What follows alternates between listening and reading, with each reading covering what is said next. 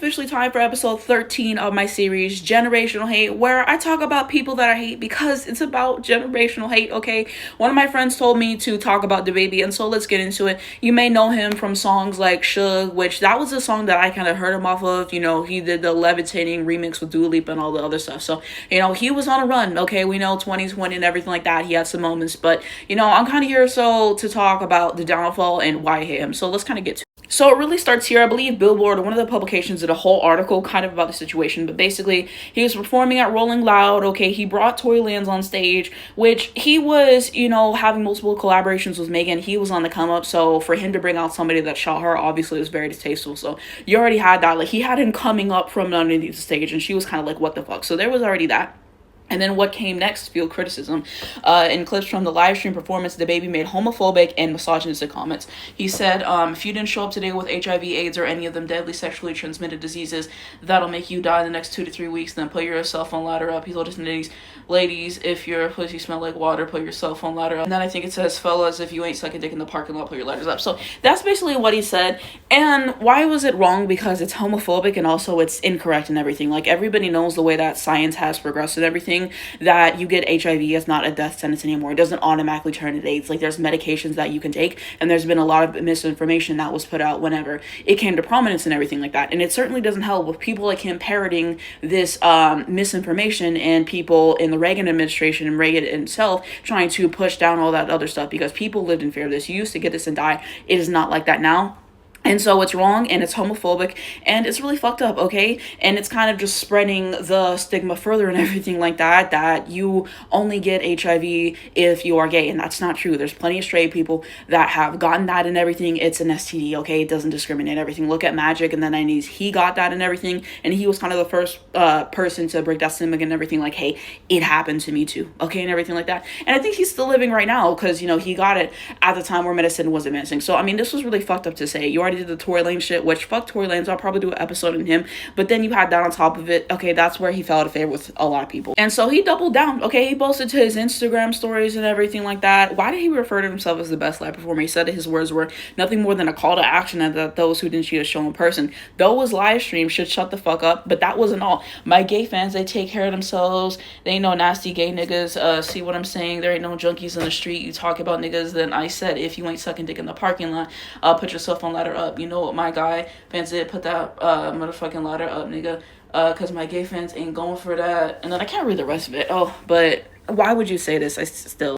And then Dua Lipa fans were all on her ass. They're like, you need to say something about it. So she was basically just saying, I'm horrified about his comments and everything like that. I stand with LGBT, because as we know, he was on the Levitating remix. Which, side note, but Levitating did not need a remix, okay? The original was perfectly fine, okay? And then he walked back his comments and everything. He apologized. He said, anybody who's ever been affected by AIDS/HIV, y'all got the right to be upset. What I said was insensitive, even though I have no intentions on offending anybody. So my apologies. So it kind of seemed like backhanded apologies. Then I said something else, but I can't fucking read it, so y'all gonna have to read that for me. And then he got dropped by this brand that he did a 100-piece collection with, so there's that. And then he dropped this song called Giving It What It's Supposed to Give, and he addressed these comments again. And so he holds up a sign that said AIDS as he raps the lyric, bitch, we like AIDS, I'm on your ass, we on your ass. Why would you say that?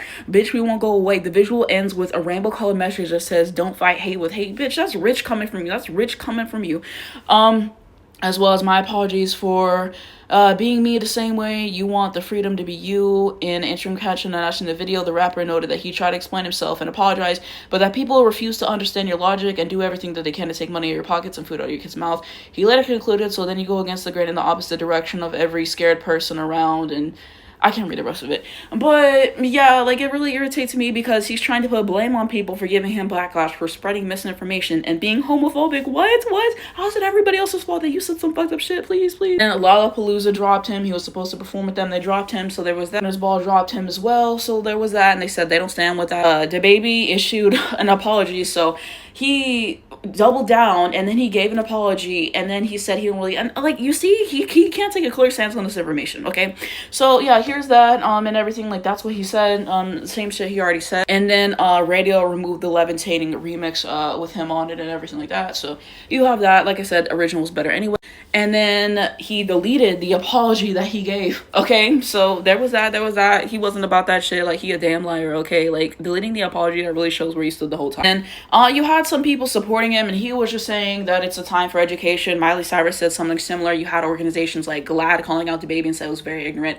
Elton John. So he had a bunch of celebrities. He had Boosie defending him, which, if you know anything about Boosie, he is incredibly homophobic and has disowned his daughter for being LGBT, which is fucking ridiculous.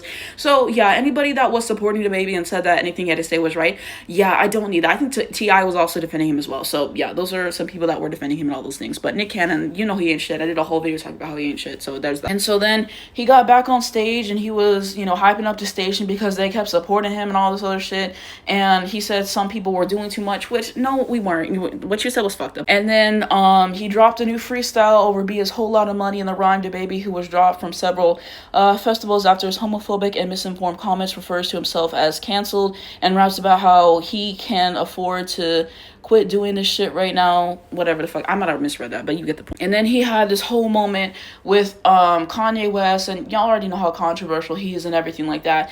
And I think he was on the song and he addressed it again. I don't remember what he said, but I mean, who really gives a fuck at this point? Like, he's bigoted, weird enough. And GLAAD announced that they took the time to discuss the situation, educate him, and he apologizes for the 8th billionth time. And 50 Cent brought him out on stage, which y'all know 50 Cent ain't shit, and yeah. Then he announces a new tour, so there was that situation as well. And then he got invited back to Rolling Loud, so I mean, they ain't shit for inviting him back to that situation, especially after he fell off the way. Speaking of that so-called tour, I don't know if it was that tour, but I'm guessing that it was, but I remember seeing something at the time that basically he was trying to give away free tickets to his tour at Cheesecake Factory. FYI, Cheesecake Factory, my favorite restaurant of all time. It's go down, give a fuck. But yeah, he was trying to give away free concert tickets and nobody gave a fuck. Nobody was taking the shits. They literally said he gave away these tickets, left and came back with a cameraman. Why is he here again? Like, why are you trying to give away free concert tickets? I was like, no, I have something better to do. Like, you knew you fell off, bro.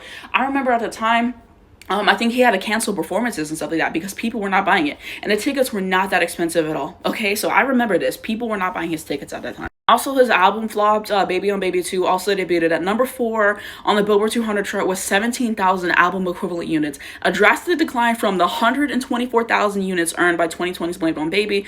Though the Baby on Baby 2 numbers were disappointing, DaBaby insisted that they weren't bad for blackballed DaBaby. Every time people claim that they're blackballed, it's like they don't really understand what it means, okay? 9 times out of 10 when people get blackballed, it's basically out of their control because the powers may be ain't fucking with them. Janet Jackson during the Demita Jo album era, for example, and everything. That Super Bowl situation was blown out of proportion. She got blackballed by all the radio stations. The Grammys were fucking with her. They were not playing her music, okay? You really had to be following her to know exactly what she was doing. And y'all already know Janet got a lobotomy and she's pissing me off right now.